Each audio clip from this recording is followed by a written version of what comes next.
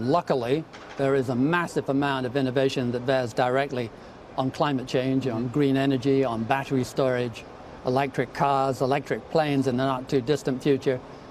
And we will be able to change for the better almost every area: cement, steel, petrochemicals. The question is only, can we do it fast enough to prevent damage? And the answer is no. We've already got a lot of damage. We will undoubtedly have a lot more damage.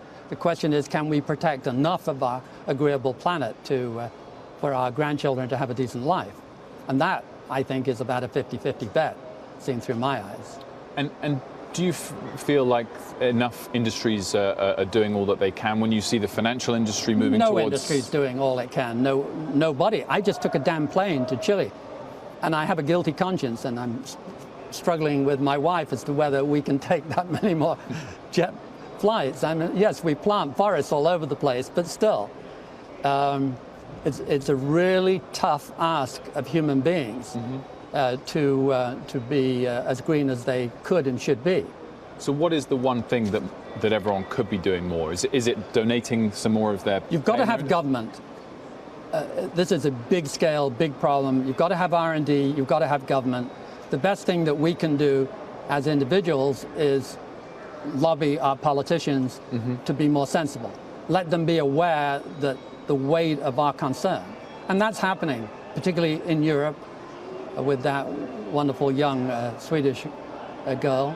But people are responding more now than they were. And that's what we have to do. We have to get our senators and our congressmen and lobby them in the hallways. You mentioned you took a flight and you felt guilty about that. You drive a Tesla, though, so you don't need to feel guilty when you're in the car. No, not very guilty. Do you like Tesla stock, or is it? No, I have nothing to do with Tesla stock, and never did. It's an extreme demonstration of growth, and I'm not saying it won't do well. There are stocks like Amazon that are always growth stocks and have done splendidly well. But I'm a value specialist, so it's not my kind of stock. But it is my kind of car. It's extremely entertaining to drive.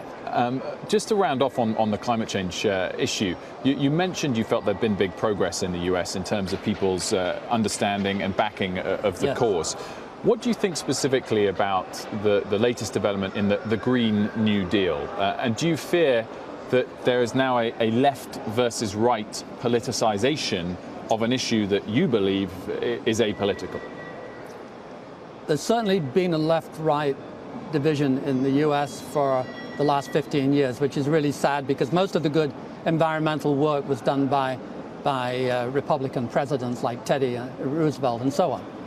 And it's a real shame that that has happened, and unnecessary, because conserving a beautiful planet would seem to be pretty conservative. And it hasn't played out that way for complicated and perhaps random reasons. And I've forgotten the rest of the question. As in, has it become too political to an extent that it'll damage the cause? The new proposals are too extreme to expect it to actually translate into any chance of implementation. However, when you have been drifting to the right for 50 years, it needs a good slap in the face to wake people up and begin the pendulum move back. And one way to state it is to take a big jump. So this is really drawing attention to the fact that we've had a remarkable drift. We end up in a world where the Environmental Protection Agency is run by coal lobbyists. I mean, 10 years ago, you couldn't have written a novel where things like that would have happened. It's so intrinsically unbelievable, horrific.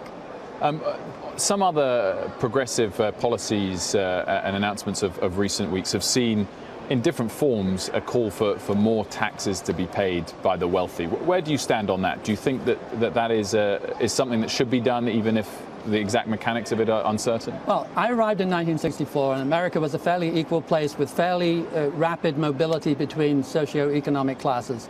And it's basically since 1975 gotten stickier, and now it's worse than the UK. I mean, who would have imagined that in 1964? And we have one of the most unequal countries in the developed world. We're not far short of the Brazils and Chiles and closing the gap.